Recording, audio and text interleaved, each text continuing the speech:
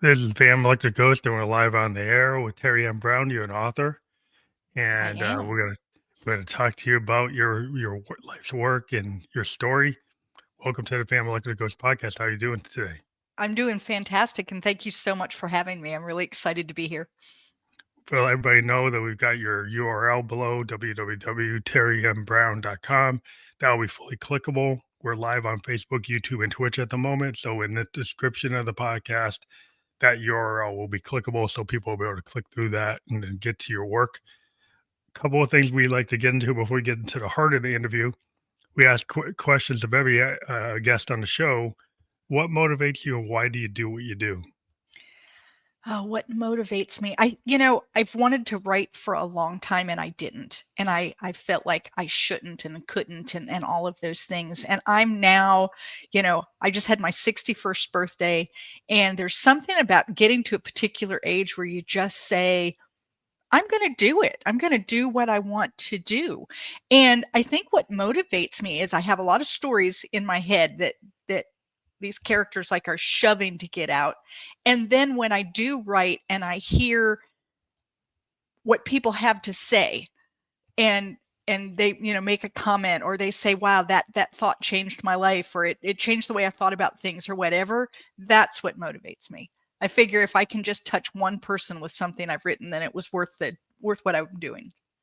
Yeah, it's kind of paying it forward. That's why I like to Yeah. do art, and even a podcast is like I like to give people a a, a forum for their voice. Yeah. And I think writers like you like writers and creative people. What I've noticed is like we're very observant about the world, and we can tell our story, but we also can tell other people's stories. We And can. and that's why I think our artists speak to people, because people find those things that we're able to express that maybe other people can't really put into words, but when they read it or they hear it or they see it, They then feel they're like, it. yeah, Yeah. there it is. Yeah. Yeah. Yeah, so that what made you want, like you said, you didn't feel like you had a permission structure to write until you got old enough to like say, "Hey, Yeah. I'm gonna do it." Yeah. Was it something that you were always interested in? As a kid, I said I wanted to be an author, but I also said I wanted to be a heart surgeon and an Olympic ice skater. So I'm not real sure that that counts because, that's like a very wide range. But Mhm. yeah, I think by the time I went to college, I had put that idea really on hold because I had been told, you know, authors, that's like being a waiter or a waitress, like that's what you're going to do your whole life. And, if you're going to go to college, you need to go to college with like an actual career in mind, Career. whereas Yeah. writing wasn't considered that. Well, it's like the Um, musician. They're like, "Oh yeah, yeah, you yeah, really gotta yeah, do that. You're gonna be yeah, playing at the and pizza club yeah, house." yeah, and you realize, people are like, you realize that you'll never make any money at it or whatever. And so I went a long time, and then life happened and I got married and I had children and I wasn't really looking to do anything. And then my kids started getting older and I started writing for small businesses, and I was writing mostly website content, little Mhm. ebooks, pamphlets that they needed. I found a lot of small businesses have really great ideas and a horrible way of getting it out there to the world. And so you would Mhm. go and look at these websites and think, wow, I can that's do better that's than never going to that. work, right? And so I started this in 2000, and you figured the internet was still a fairly new vehicle in New thing, 2000. yeah. And so I was able to jump in and help these small businesses who were desperately trying to figure out what to do on the internet, and I started writing for them. And I loved that, but that to me isn't, it's creative to a point but not really. It's not my creation, it's their Yeah, it's ideas. like And work then for hire. yeah, and then I find a way to make their idea sound good. But I had characters really floating around in my head. At the time though, I was in a really bad relationship, and it was emotionally abusive. I didn't really have a place to any good place to land, so I Mhm. didn't want to put my own self out there too far, because if you do and then you fail, well, that's just one more failure on your head, Yeah, and it was like, I you just didn't couldn't want to do deal with that. No, that. no. But in 2017, I got out of that relationship, and immediately words started like just bubbling out of me. And I wrote my first manuscript. It's terrible. It will never see the light of day. But it showed me, first of all, that I had 50,000 words. And it was a Mhm. real story. It had a beginning, a middle, and an end. It had characters. It had all of the things. It wasn't done well, but you figure it'd be the same as an artist picking up a paintbrush for the first time Yeah, and your first expecting a piece is never. masterpiece, right? Yeah, like your Yeah, first piece as an artist, if you're, typically, like you're a to paint musician, you over it. start when you're 14, 15, you're a teenager, Yeah. and your first piece of work, it might break through, but it's not gonna be what you do when you're 25, 35, 45, No, no. And so this was more, can I do it? And it took me several manuscripts before not only did I feel I could do it, but that I had given myself permission to let other people see it and to be Mm. something. Because, like I said, I lived in an abusive relationship for 14 years. And you don't just walk away from that and you're whole and healthy. It takes some Yeah, it's time a lot to, of work. yeah, Yeah. yeah. Well, the So, vulnerability, I mean, the way I've seen is like an artist is like we have to be willing to be vulnerable. yeah. So you've gotta build your courage up to be able to, like, throw it at the world And be and okay with what be comes okay back with at that. you. Yeah. A lot of times, if you're young, like you see with musicians, sometimes we're like, we don't know enough to be scared. Yeah. Yeah. So you see a 17-year-old artist, they say, I'll just do it. But the older you get, the more hesitant you can get. Because you Um, start to recognize what the world can throw at you, yeah, and you figure someone like me who'd been in this abusive relationship, the idea of like putting myself out there, that was terrifying because I'd already seen what the world can do. The world yeah, wasn't a very pretty you've place, actually right? lived through like Yeah, not the best the world can give you. But a lot right. of times, as an artist, it is your ability, like your talent, is to synthesize those things Yeah. and it be kind of like a cathartic exercise. Yeah. And even like your first book, you put it together, but it's like it's a foundation. Like the foundation, it's like they say it takes like 10,000 hours to Yeah. be an athlete Yeah. doing that 3-point shot over and And over until it over and becomes like over. I can hit it. Like 98% of the time I'm gonna hit it. And so Yeah. then once you learn that talent, then you start to then it's a matter of like, are you scared? Right. Are you not feeling safe about putting it into the world? And that's Right. kind of like a process.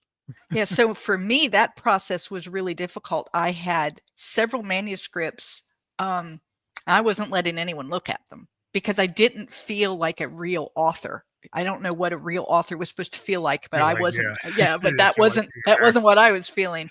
And I met my now husband. Was never getting married again, which could be like a whole podcast on its own. But I was never getting married again. But I met him and he tells everyone that he chased me until I caught him. So if you can figure that sentence out. And while we were dating, he said, I have always wanted to ride across the United States on a bicycle. Well, I had been wanting to do something big and adventurous. I wanted to prove to the world that I still had value. Little did I know what I needed to do was prove that to myself, but I thought that I needed to prove it to everyone else. And when he said that, I thought, ooh, that's an adventure. And then I thought, and I don't have to marry him to go on it, right? Mhm. Like we could go on that kind of adventure together. And so I said, are you planning to talk about that for the rest of your life? Or are you really planning to do it? And he said, no, I really want to do it. And I said, count me in. So in 2020, at this point now, we had been married for a year.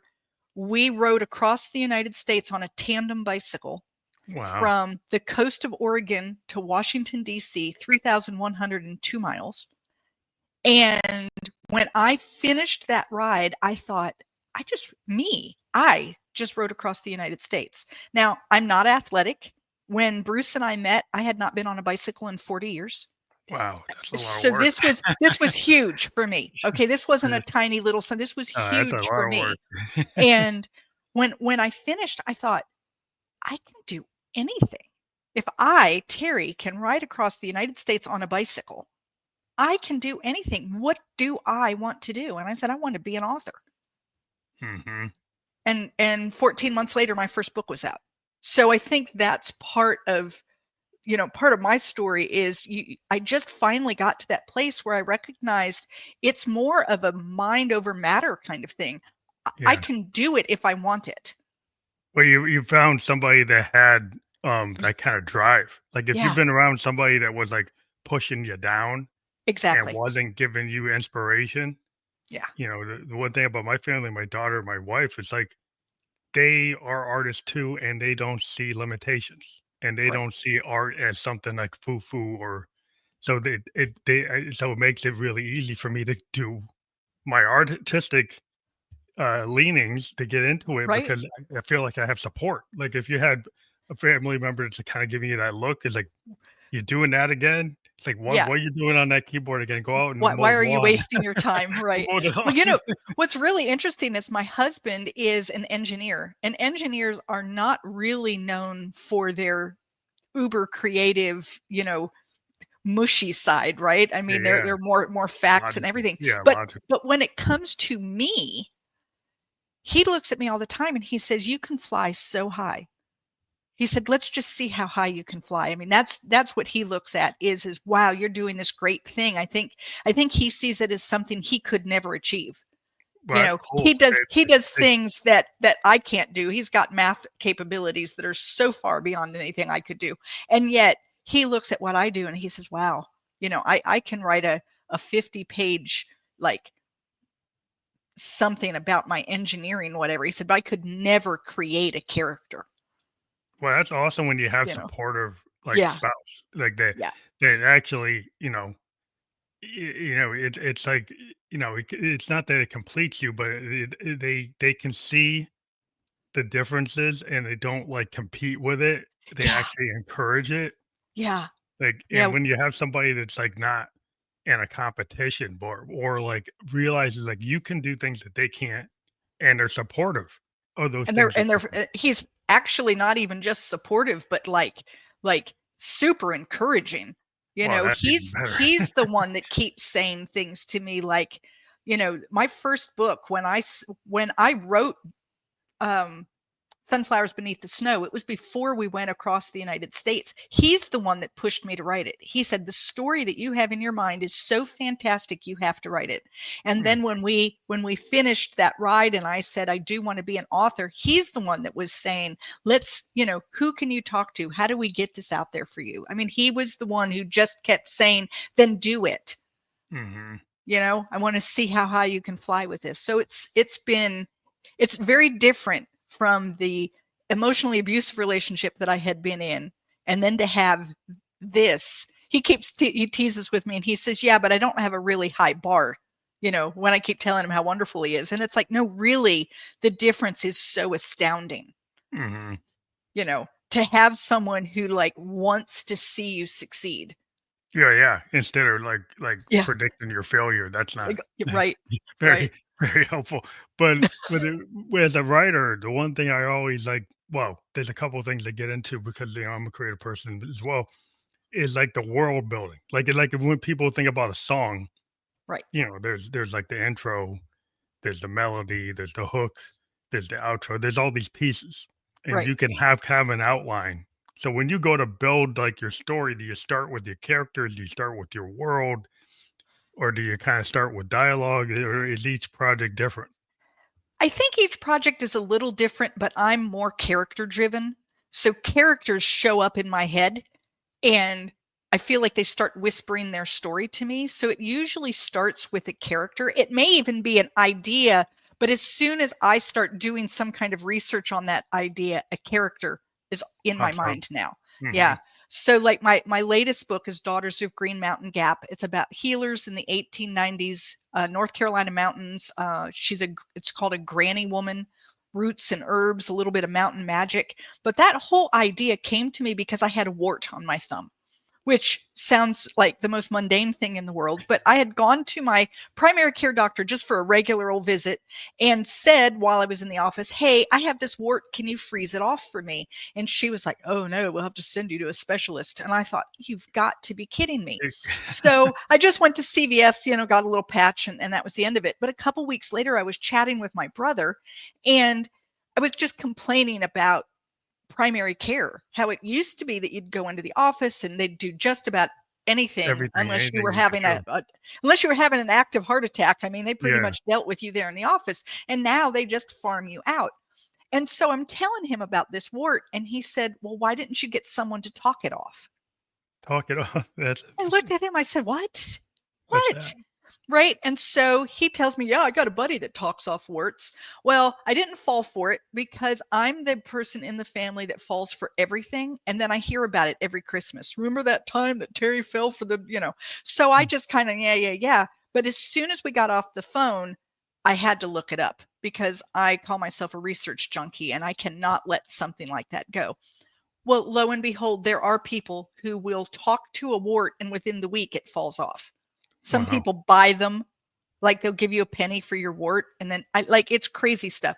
So now I'm doing even more research because I just have to know more about it. Well, there were people that could blow in your mouth and get rid of thrush. There were people who you could get a bad burn. And there are people who can talk the burn out of so that you end up with no scarring and whatnot. There are people who can talk to a baby who is breech and get them to flip. Wow. Just by what they're saying. And as I'm looking all of this stuff up, I ended up in the mountains of North Carolina with these women that are called granny women. And all of a sudden, Maggie was in my head. You came up with your character. That's how it happened. You synthesize stuff in the real world and then turn it and then all of a sudden there's Maggie. And now she's telling me I have a story. And I was like, okay, well, let me write it. Yeah, it's just interesting those moments that you actually clicks and it's like, here's the idea. Here's the idea. And I wasn't even, when I was doing all of that research, I wasn't thinking about a book. I wasn't doing the research because I thought, oh, this might make a cool book. I was doing it because, I get sucked down the rabbit hole all the time. There's just something about research that I love knowledge. I love learning things. And so it's like, oh, well, that's cool. And then because that's cool, it takes you to the next thing. And, before long, you're down in this, Well, I think that's the interesting thing is like a creative person can like start looking through the lens. It's like a film director when they start saying, why did they choose these camera angles? Right. Why did they choose the way to film the scene? Right. Yeah. Do it in one shot, do it in multiple shots, do it like it's really perspective. And you're trying to kind of build that because when you read a story, you kind of see that camera. Yeah. Right. And you're trying to get the reader to focus. And even as a songwriter, I'm trying to get people to focus like that as well.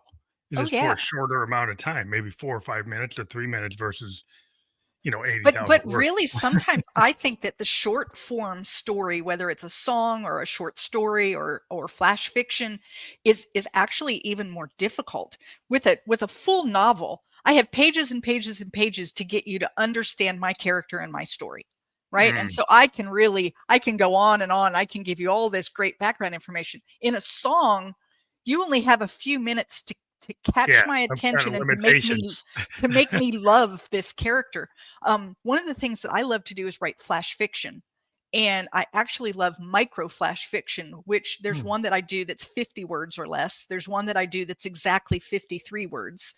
And I sit and I try to write a story in that amount of time. And I love that idea of synthesizing it down to its most basic element, but not so much so that now it's just boring. The dog ran. I mean, something that gives you some depth to it.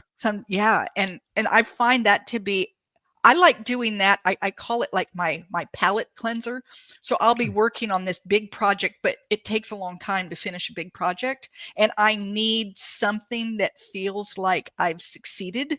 And I'll stop for a while and I'll go and do a little short something and say, oh, look at what I produced.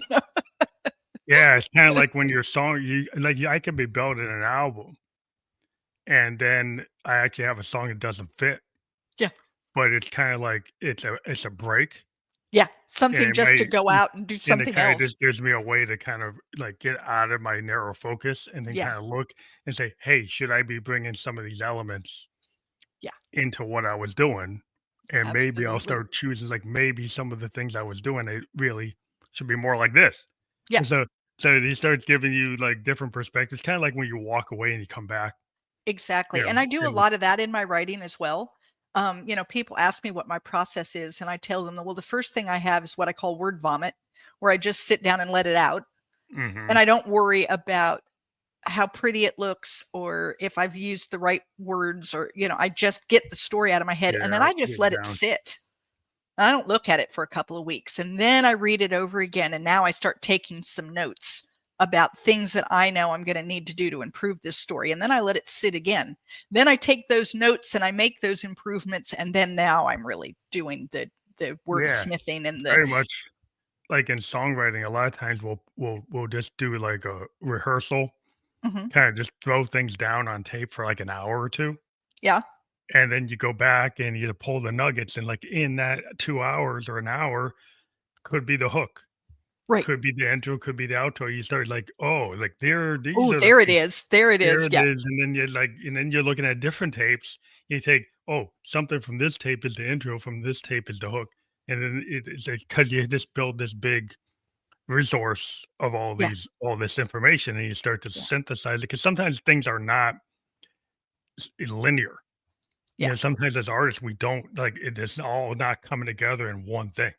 Oh, Sometimes yeah. it's like bits and pieces over here and there. Yeah, and I think I don't know, for me, I'm what they call a pantser. So there are plotters who sit down and they know exactly what they're going to do when they sit down to write because they've got it all figured out. They know what their beats are and they have all these terms. And then there are people like me that write by the seat of their pants. And I Mhm. just get this character in my head and I just start writing, which is why I call it word vomit. I just Yeah, literally let it out. kind of flow state stuff. Yeah, Yeah, and I just, and sometimes, yeah, I mean, sometimes it doesn't go anywhere. yeah, Sometimes it really was kind of, other people would see it as wasted effort, but I often will use something from that. Even if it doesn't turn into a novel, it might turn into a short story. yeah. Um, It's just it's all. Yeah, I think it's all good to put things down. yeah, 'Cause yeah, I and like I know a lot of people like in music, it's like, "Oh, man, I should have been rolling the tape." And so now we always roll the always tape roll the tape. Yeah, just in because case. You never know just what in you case, might because you catch. never know because "Oh, this mic's not good." But there's been tons of examples where a vocal done on a mic that you didn't think was the right mic for the actual final production actually got used because your Right. vocal performance was so Was much better, was so good that it was worth, yeah, it was worth actually having some of the imperfection. right. So what we call it, like, happy accidents. Yeah. They say, "Oh, yeah, that actually," and people think, "Oh, you really designed that." I said, "No, that was kinda like that wasn't the point." That But it's like wasn't the point at all, but we'll but take it it. ended up being the point. Right, 'Cause I think there was a right. funny thing where, like, Tom Petty, like, where he said, "Sometimes the losers get lucky sometime." Yeah. That was like a last minute thing that he didn't know what the lyrics should be, and He they're just just rolling the tape, and he just came up with that, and they've been in the band said, "Oh, that's brilliant." It's like, "Well, how long did you have that?" I said, "I just made it up." yeah, I don't know, it came out of my mouth, yeah. It just came out, and then that's it. It's like, well, that's the one we keep. Well, and that happens, I think, sometimes as an author, as I'm writing, is I'll write something and I'll look at it and I'll think, "Wow, where did that come from?" Because I don't feel like I don't know where these things come from. There's obviously, the right side, left side of the brain, and they don't always talk to each other because I sometimes am reading what I'm typing and I think, "Wow." Yeah, where'd that come from? As as though I didn't just put it out on the page, right? It's very I don't know, it's a crazy state that you get into that you're Yeah, tapping into something that you don't it's that subconscious part. We don't tap into it all day, every day. yeah, I mean, Dylan was asked a long time ago, like, he was asked, I think, on somebody on 60 Minutes, asked him about some of his, like, late '60s work, and he said, "Well, I can't even get myself into that state anymore. I can't I write differently, so I write different now, Yeah, but I can't even get myself to be in the place where I wrote some of his biggest hits." He said, I have no idea I can't get myself back there. And I just let it go because like I can't do it, so I'm not gonna worry about it. But it was like he's like and the people was like, "Whoa, you're so literate." It's like you can't do that. It's like, no, I do something different now. Yeah. Yeah. But I can't get to that. And so what that kind of shows you the point in time nature of art, you know. Yeah. It's I you try to explain that concept to someone who is not a creative, and they look at you like maybe you need medication. Yeah, they can't figure it You out. So why can't no, you do that? How come it's not repeatable? And like, well, that's not. it's just yeah, I don't know. And I went to a book club not too long ago. Someone had read the book, and so we were having this discussion, and one of the ladies said, "Let me read something that you wrote." And she's reading it. First of all, as an author, there is nothing better than someone saying, "This piece touched me," and then reading it out loud, right? I Yeah, mean, it was it just makes like, you feel wow, right? good. So my mind is thinking, wow, I wrote that. That does sound pretty good. Yeah, And then okay. she says, "What were you thinking when you wrote this?" And I'm like, Oh, I don't know. I have no idea. I I have no didn't even idea. know I wrote it, right? Sometimes I'm in a zone. It's like I can't Yeah. even remember if I did a performance like on stage and somebody asked me like, "Do you know what you were doing?" I was like, and then they show me the tape. It's like I don't know. I was in the No. zone. I don't even know Yeah. that I was there. Yeah. Like I Yeah. kind of got there, and then they show me it, and I was like, "Whoa, Wow, I did pretty I good, can't huh? explain to you what that is Yeah. because it's just what it is." Right. It's you do get into, for performers, you get into that performing zone. For people who are doing the creative part, you get into that creative zone. And during that time, you're really not your everyday you Yeah, at that moment. You're I don't know, it's like you're channeling it's something like the else. muse. The idea Yeah. that you could channel the muse, like the Victorians, is like, yeah, Yeah. I can call in the muse, like Blake and Wordsworth and Right. Tennyson, all Longfellow, all those guys were talking about it. And I really I get into it because I love like William Blake's songs of innocence and experience and his short form. Of all Yes. the Victorians, like he had the shortest form and he could get to the point. Right. Not that I don't like the other Victorian guys. literature is not typically short form. Yeah, and he's very short form. Right. And I'm like he can get to it in an abbreviated form, and it's just as beautiful as any of the other stuff. And I was always kind of spoke to me because it was more.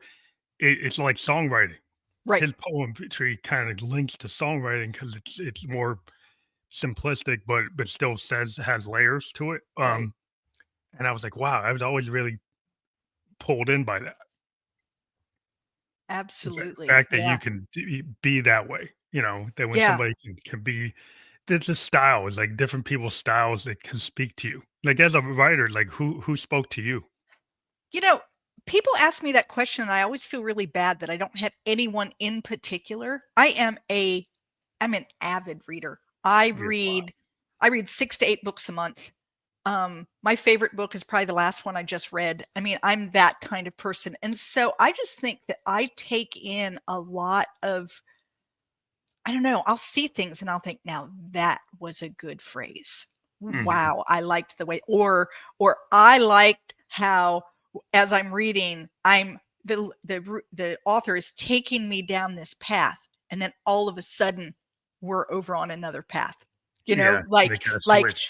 and then when I stop and think about it, I realize I took myself down that path. That's where the author wanted me to go, but he's been leaving me all these tidbits the whole way, Yeah, right? little And breadcrumbs, little, yeah, like, sneak and things. I was ignoring them because I'm so busy going down my path. And so I think that I like, whenever I see something super creative, a way that something was explained or whatever. One of the books that I read recently that I just loved the way the author turned the phrase was, it was A Gentleman in Moscow was Mhm, the book, and he just had some beautiful phrasing. mhm. Just like, I loved the phrasing that he just sounded eloquent, and I liked that.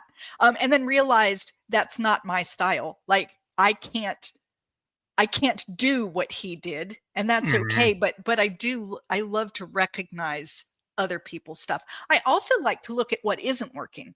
So Yeah. it makes it, I love to read, but now that I'm an author, my reading, if I want to read just for pleasure, I have to read something and like tell myself, you're just reading. Mhm. Otherwise, I'm dissecting. I'm reading, going, "Ooh, look at what they did there." You know? Yeah. Do you feel that way about music? Like, do Yeah, you I use? get really well, music come I tend to get pulled in a lot of different directions. 'Cause I'm a Yeah, child of the '70s, but I love jazz, I love yeah, punk, I yeah. love, you know, psychedelic music, so I like to synthesize what I call, like, expansive sound. Hmm. And so the idea of expansive sound is kinda like progressive rock where you can have timing changes, you can have, chord changes, you have tempo changes. Like a band like Yes, they have some parts of their songs that are funky. Some of their parts are classical. Right. Some parts are like rock.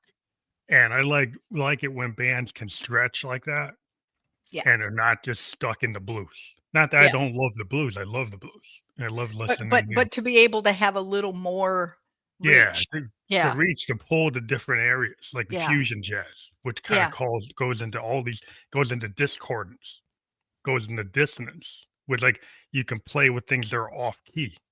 You yeah, can play things that are off tempo and then come back to something that is in tempo. It's kind of complicated. It's not everybody's cup of tea. But when something has more color to it or complexity, like when you read something, it's not an obvious plot yeah. and it's got like little subplots and little things that like Easter eggs in it, and then suddenly something that didn't seem like it meant something means something. Means something. Yeah, Yeah, yeah, that's what I like. I like yeah, it's not so obvious. yeah, yeah. No, I enjoy that kind of thing too. Um, that idea of like the twists. I know for myself, I don't like to be put in a genre basket.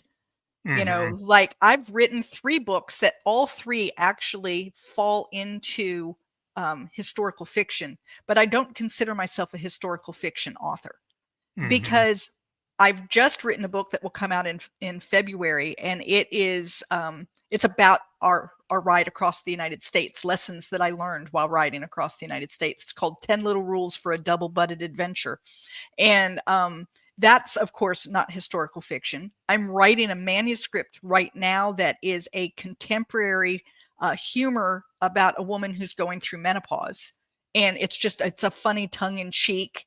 And um, I also have a children's story that I'm writing. Like, I don't like the idea that because I wrote a historical fiction, I am now a historical Oh, fiction yeah, author. you don't like getting pigeonholed. And No, I that's why a tell, lot of people, they wanna be able to market you. yes, Like, and the and agents is like, "I want this. What are you? You're" like, today, everything's like, "Oh, you're EDM." It's like, "No, no, I'm not EDM." yeah. Like, "I'm an experimental musician." "Oh, I can't sell that." So they wanna put you into trance They or EDM, do, and I and I'm like, "Why understand from a I marketing understand that." perspective. I do get from a marketing perspective that it would be a whole lot easier if I were a historical fiction author, and that's how they could market me. But what I've started marketing myself out as is a character-driven fiction author. So That's a better way of doing it. if you love characters, then you'll love to read my books. It won't matter where I set them. Yeah, if you like somebody that's like, "Well, I'm on the like, I don't know, it's like, I like to work with analog kind of, musician focused, instrument focused music." And the Yeah, reason you would kind of say that is because today there's a lot of machine and sample based music. yeah, And people who say they're musicians and they're actually producers that move things around on a grid. And then and you can say you were trained in music theory and that's why you can do that. right. But like it's not the same as if you actually sit down on your piano and actually play the chords out. Exactly. Exactly. There is a difference. Well, it's kind of in a lot of ways the same thing with, AI is coming in, and there are people who write entire books by, using Prompt AI. engineering. And Prompt and engineering. yeah, and it's like, okay, yes, it is a book, but it's not the same thing as if I sat down and wrote one. But it feels like it's like a lot of times my daughter is a graphic artist, Mhm. and there's all these AI graphic artists that say Yeah. through their prompt engineering, they can equal a trained graphic artist, and the graphic artists are kind of screaming like, no. Right. Right. Because like if go into a gallery and look at art, like do some art history, and then look at the AI generated prompt art and do a real comparison. Yeah. And you'll Yeah. see what's missing is the soul, is the heart, is the human Exactly. voice. Exactly. And so the people who aren't artists, they can look at it and say, well, that looks like art to you. It's like, well, you're not really a professional critique of art. You never took art Right. history. You haven't done the work. So it looks like it's basically like junk food, fast food art. Yeah. It's like saying that one of those frozen 99-cent burritos is the same thing as going into Mexico and getting a real off the street. Yeah, getting it from a street vendor or a taco or a truck, a food truck. Exactly. It's like you could go all over Los Angeles and find food trucks, and it'll be better than anything you find in the freezer aisle. Exactly.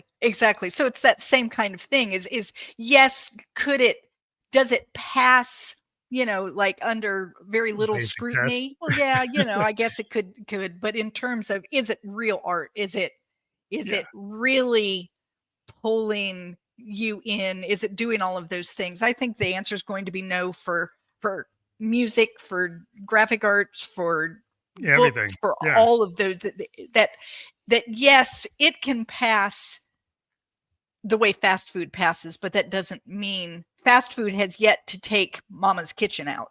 Well, the whole thing I try to tell people is like the tech bros want you to believe that, because guess what? They make money off the tokens. Like the whole way AI works is every time you use those tokens, they get paid for that. Right. So they want to transfer your money from you buying songwriters' work and paying them their royalty to them getting the royalty. Right. So it's like OpenAI wants the royalty versus the songwriter, and I understand why they're doing it because I'm in tech. Right. But like I don't buy it. It's like I know what you're trying to do. You're trying to tell everybody. And I had some tech bro tell me that people will want to listen to AI artists instead of real artists, and I was like, I understand why you're saying that. Yeah, but that's in your own economic interest to say what you're saying. Yeah, and I don't think it's true. I think that there may be some people who do, but I think most people recognize real art. Maybe they can't afford it to put it on their wall, and they'll buy something cheap. But in terms of what they want to pay money, real money to go see or to view or to whatever, they want real artists. Yeah, they want to see somebody like an actor. Like, if I go to New York and I see like a off-Broadway play and I see somebody doing Death of a Salesman, I see them doing that how the actor every night is reinterpreting that character. Right. And I can actually see it 2 nights in a row and it's being done differently every night. Right. And that's why I go to see. Exactly. To see what was different. Just if I go see a band like Pearl Jam, they're kind of famous for Eddie Vedder. People will go see Pearl Jam 2 nights in a row because he reinterprets his lyrics and how he performs them every night. Every night, yeah. And so, even Dylan used to do that. He used to go do in the 70s different versions of like Tangled Up in Blue and Idiot when we actually had different sets of lyrics. Yeah. And when you would see one performance, he would run one set. And then when you saw another performance, he would do a variation of the story. Right. And that's why I'd like to go see it because like Dylan thought it was fun to do that. Right. To actually change the story. And even when they don't change the lyrics, I've noticed that live performance music never sounds like the album music. Oh yeah. There's because right. I mean, there's all kinds of things that change. The tempo will change, and the riffs will change, and the solos. They'll pass it off for someone to do a drum solo. Yeah, it's more fun for the artist. Like exactly. Yeah, there was a funny story about the Eagles where like Glenn Frey, and I always forget the drummer's name, but they actually like they were the leaders of the band, and they started fining the band if they didn't play note for note Hotel California the way the single was written. And Joe Walsh is like, "Why would you do that to me?" Right. Because I'm a lead guitar player, and like I don't want to play that solo the way I wrote it. Right. It's not fun for me. Right. The solo was a solo at the time that was fun, and now I want to make it fun every time I play it, which is a little To just different, make it right? match the single because you think that's what the audience wants. Yeah, and I I don't think don't that's think that's true. I what the think audience wants. no, I think the audience loves the fact that there was that variation, that they can pinpoint and say that's the variation that I heard, or That's the yeah, problem with the AI tools today. What we call in the box is you'll see bands that are actually playing their single exactly the way it is on the radio yeah, because they're actually locked into their master recording, and when they go on stage, they're locked into their tracks, yeah, and that's and all so they they only can. have so much room to move, Right, and they've right, kind of limited themselves with the machine. And I right. always look, it's like you shouldn't do that. Like turn off the machine and just play it live. Just play it. Do it live, because even if there's a little mistake or a little, like, the audience doesn't care about that. No, they want to see you They're interpret. there live, right? Yeah, they That's what they wanna see want to you see. interpret it. Like, Yeah, even if you, like, read your book at a like, you go to a convention, you read yeah, passages from your book. I mean, I think fans wanna see the author actually read passages yeah, or yeah. have a conversation where you're talking about your characters. They do. The and And, depending how that's you one of feel, the you might say r it one way one day and one way exactly, the other day. exactly, because, like, how was I feeling about the character? Well, today Yeah, today today I that's don't what like it is. Carrie Ann very much. Yesterday she was better. Yeah, Yeah, yeah, that interaction as a writer, like, you can get a different story because one day you ask, like, Orson Welles about Citizen Kane with one interviewer, and then you ask him with a different interview, and he has a different Right, right. interpretation of what he meant, and it's like, well, that's what you want. That's where you wanna get that different perspective based on, like, where their head's at. I also think that it's really interesting. I remember as a kid, you're sitting in these English lit classes, and the teacher is proclaiming, well, what did the author mean when he put blue curtains in the scene? Well, now as an author, I think, well, he might have meant that to be symbolic, or he might have looked up and said, oh, I have blue curtains, I'm going to put blue curtains I'm in just this gonna scene. do what's in my Right? room. Yeah, And sometimes I think it's what's crazy is the symbolism sneaks in without the author it's subconscious. Yeah, actively. yeah, I'm yeah. not actively doing that. When I wrote my first book, Sunflowers Beneath the Snow, I mean, total novice. I was a complete, didn't know what I was doing. I mean, really just wrote the story. I'm working with my editor. She's given me some great ideas. I've gone back, I'm doing all of this. And then she says to me, we need to write the back cover blurb. And I'm like, oh, I don't know how to do this. And she says, well, think about the themes in the book. And I just looked at her so blankly, and it's like, themes? Sometimes it's better to Themes have in the somebody else pull that out. Yeah, and I said, "Well, you tell me, what themes do you see?" Well, she starts throwing out these themes, and I'm like, "Wow, I did all of that." I did, yeah. Well, sometimes it's good to have like an English professor go pull them out and then put it out Yeah, there. You know, yeah, because yeah, I guess that I knew I was writing those themes, but that isn't what I was thinking. I yeah, it's had hard. this It's hard. It's I hard had to these reinterpret yeah, it. I had these characters. They had a story. My stories obviously have themes because that's the way stories are told, but I was not consciously saying, well, this is about family relationships and about women growth and about, like, I wasn't doing that. Yeah, Right. And so when yeah. she told me the themes, I was like, whoa. Well, I think there's a famous like film where they show like a fan coming up to John Lennon and he's trying to like tell him all, but he had all these interpretations of Lennon's work, Yeah. and Yeah. Lennon was like, I don't know, I didn't see it that way. Well, yeah, and so I'll sit in these book clubs, and women will say, "Well, I thought that this represented such and so," and I'm thinking, "Wow, that's really a cool interpretation. I never thought that, but I can see how you got that from what Yeah, I because wrote." like the thing, the fans end up owning the work. Oh yeah, And that's what a lot of times with musicians, like you can want to have a frame for what you thought your song was about. But at the end of the day, like once the fans have it, like they've got it. they've And got you it had right. your original idea, but like how they interpret it is like that's they kind of they own it now. Well, And and really different fans can have different interpretations, which is also fantastic. yeah, I mean, that's You what know, happens. And then sometimes if you show up and they start arguing with the creator and saying, "Well, why did you make the character do this? And why did you make them like hurt? Right. why you make them go through pain?" It's like, well, it's cool that you feeling that deeply about the character. Yeah. Yeah. But I was just telling this quick little story, and yeah. Yeah, because you see how invested people get Yeah. in your Yeah. work, and you're like, wow, like I didn't know that they felt. Well, it's cool that you can pull those emotions out of people. That's It kind of like is. what you're trying to do.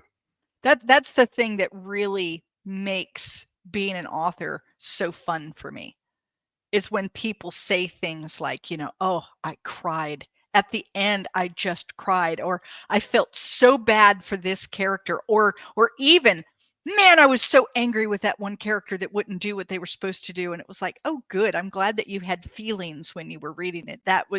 That's the point. If you're going to read it and you're going to be happy and sad and angry and all of the things, isn't that fabulous? Like, Yeah. then I did a good job. Thank you. Do you have stories that you have multiple parts to? Like I know a lot of authors today try to do like trilogies. Yeah. They try No, to do series of books and keep characters going. I Or get you seem bored. like you've got different ideas and you want to Yeah. go into different projects and you I don't get want to. bored too fast. I'm Yeah. I'm one of those people, and I've been that way my whole life.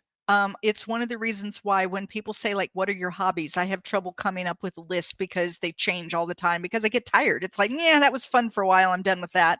You move Um, to the next thing. Yeah. I moved on to something else. I feel that way with my books. I wrap up the end enough that I don't feel there's a need for more. And Hmm. then I put those characters away because I have new characters that I've been shoving into another room in my head for weeks because they're trying to get out, and I'm like, I have to finish this first. Yeah. So Yeah. you sit there and be quiet until I can get this one done. I get it done, and that next character is like, here I am. That's cool because I think that some people like to get, well, I don't know, some artists they get into a trap where they're locked into their own mythology. Yeah. And Yeah. then they're kind of locked into that like they got to keep on putting out in the world this character over and over in And over different and ways. over. And for some people, it really works and they do a great job with it. I've been asked for each one of my books, are you going to do a series? Because the readers have They enjoyed want the that. character enough that they would They do it want, again. But as the author, I'm like, yeah, you wouldn't like the series because I don't have anything else to say about that character. yeah, you've got a I'm complete done. thought. It's kind of like if you look at Bowie. Bowie never repeated Ziggy, Yeah. right? He ended up because like Thin White Duke, and then he came up with Aladdin Sane because he just would like and he said like I could have kept Ziggy going through the whole 70s, through Right. the entire 70s. He could have just been Ziggy, and he said that's boring. Right. Because I had Right. other ideas, theatrical ideas, and I didn't wanna just be locked into that. So I killed Yeah. Ziggy, Yeah. and then I did something else. Right. Well, and that's the way I feel, especially like I said, being locked into a genre, being locked into um pretty much character, being locked into how I write my characters. Um, I've done a straight through where the book just follows through. I've done flashbacks. I've done dual timeline. I like just, I don't know, telling the story in whatever way it comes to me that this story needs to be told. Yeah, And you and have a beginning, middle, and you got an end, and you don't yeah, and wanna keep it however going. And however that comes out, does it need to be one character? Does it need to be more than one point of view? Well, it's going to depend on the story. I don't want someone to say, this is how it has to be done. I also don't like to be locked into, for instance, I have several friends that write every day and they get up in the morning, they have a little routine, they sit down and they write for 3 or 4 hours. Oh, no.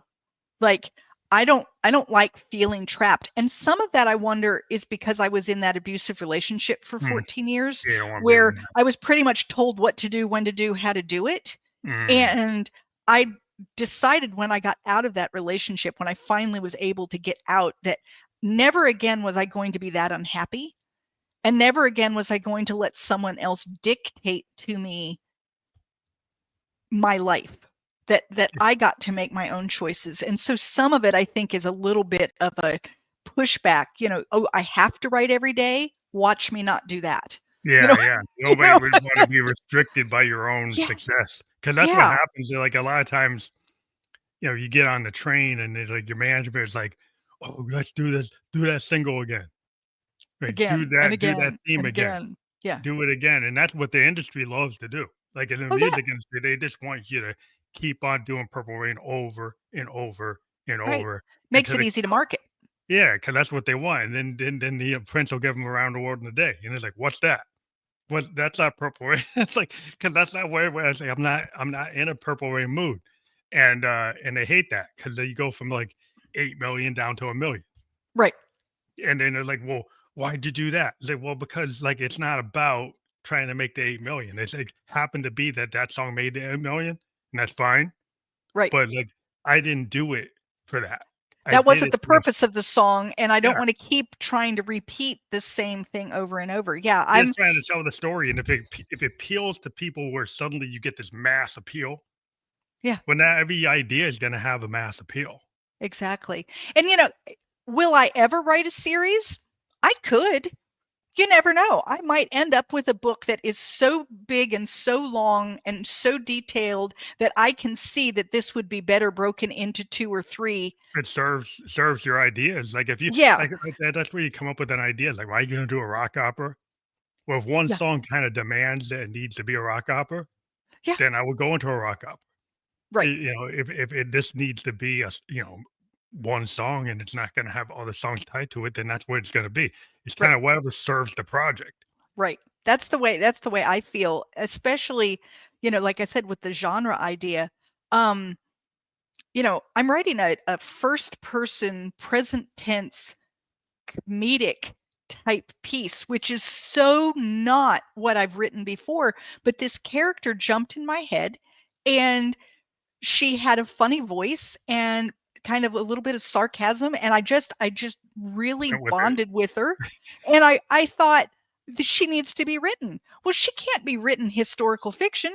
This Yeah. character is not historic at all. This character is almost me and my friends and people that I know, and I've like, it needs to be now, and it needs to be Well, you give yourself 2024 the humor, permission right? to reframe based on Yeah. what the story needs Yeah. versus like trying to force it into a. Sometimes there's a formula, Yes. like they Yeah. like the blues is the pentatonic scale, right?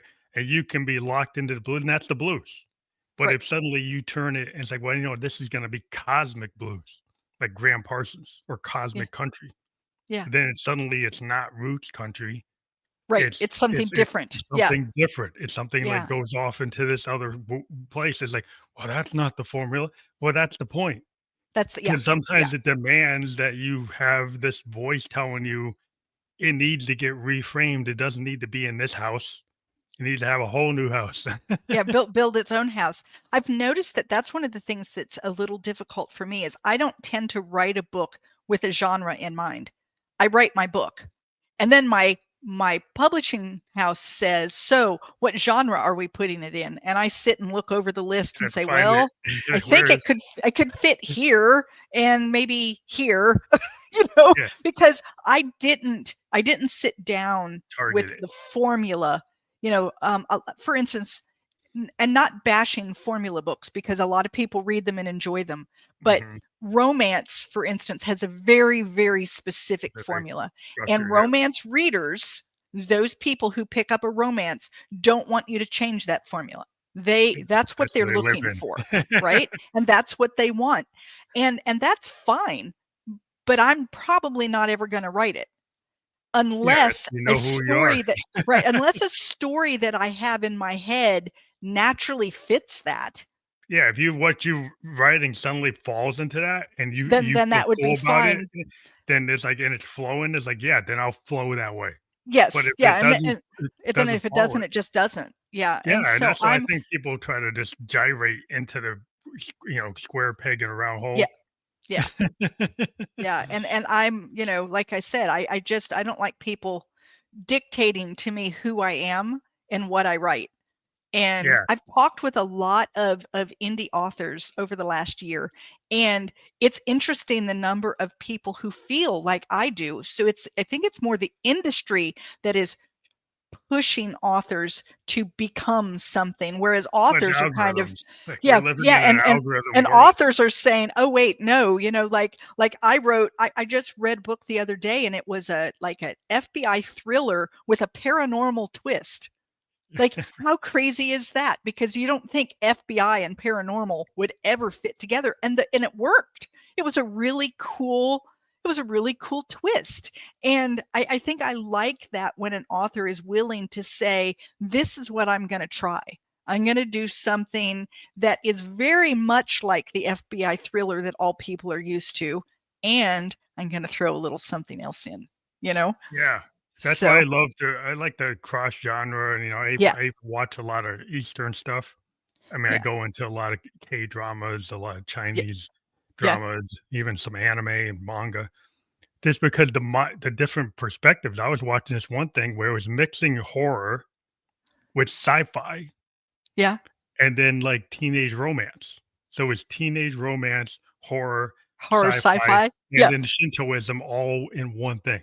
yeah, So it was yeah, coming from all these different angles and very stylized and didn't look like anything else. yeah. And I said, "Well, this artist is actually trying to build something New, unique." something Yeah, that was in them. Yeah, yeah, and yeah, it was like they had a voice and they had a vision, and they weren't trying to replicate whatever the popular thing was because it doesn't match what's in right, the top 10.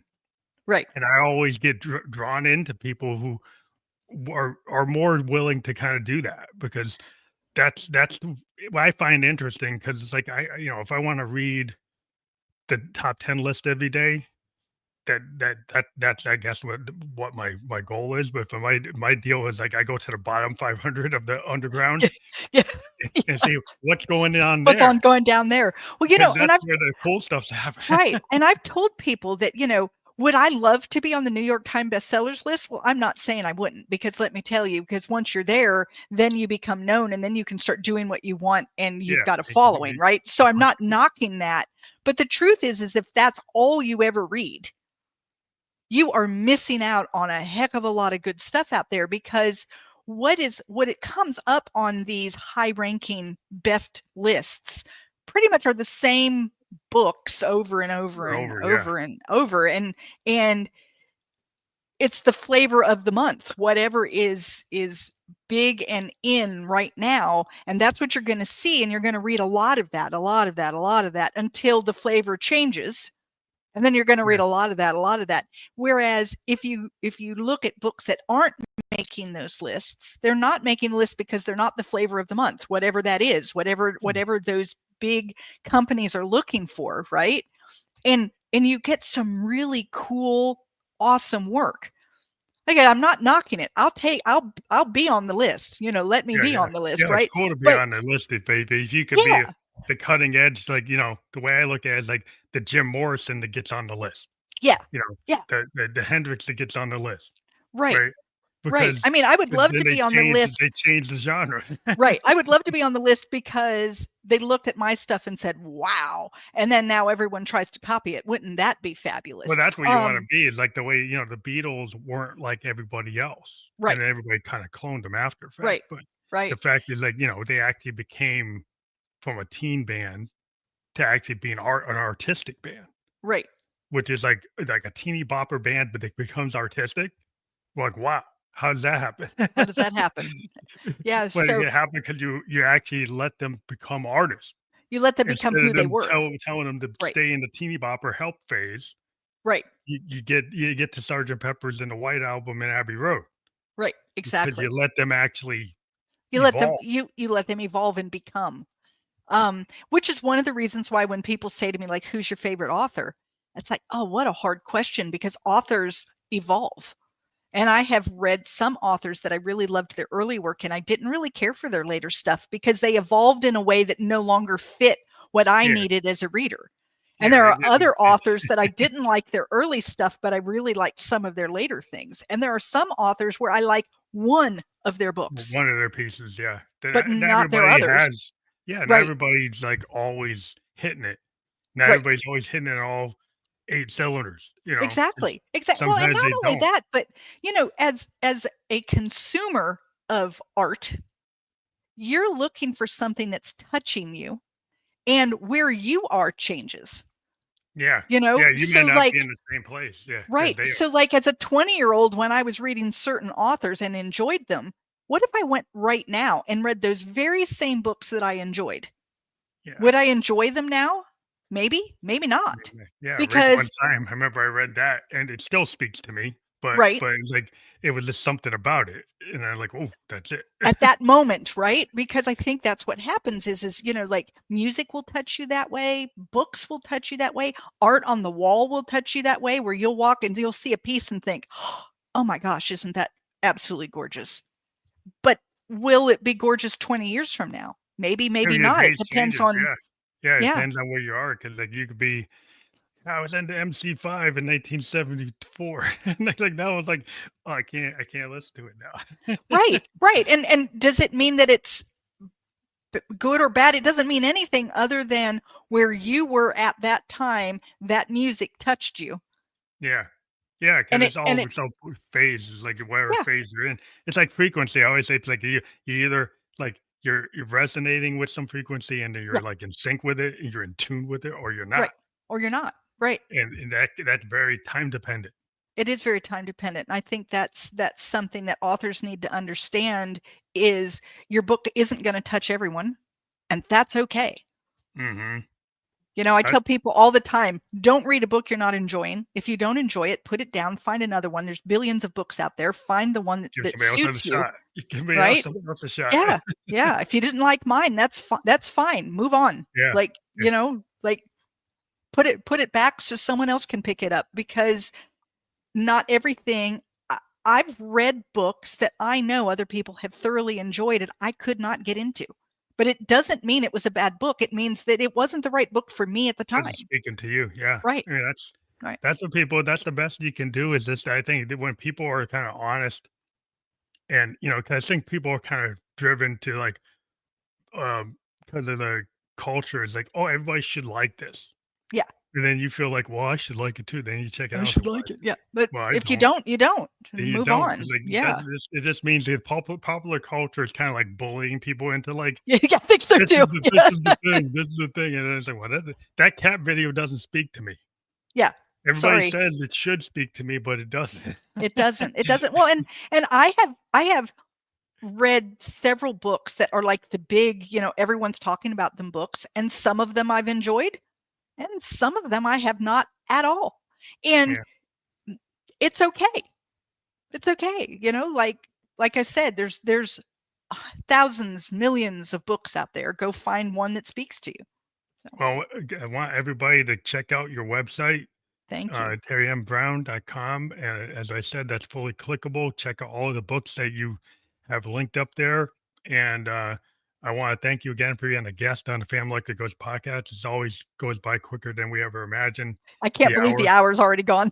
But, yeah, I just wanna, thank you for taking your time on a Saturday to talk to me, and, I appreciate it, and I hope everybody found this interview instructive about art about the whole process of writing and to kinda have an in-depth vision from an author, which is what we try to give people, that kind of picture, a view into your, creative person's, life, and I do thank you for being on the show today.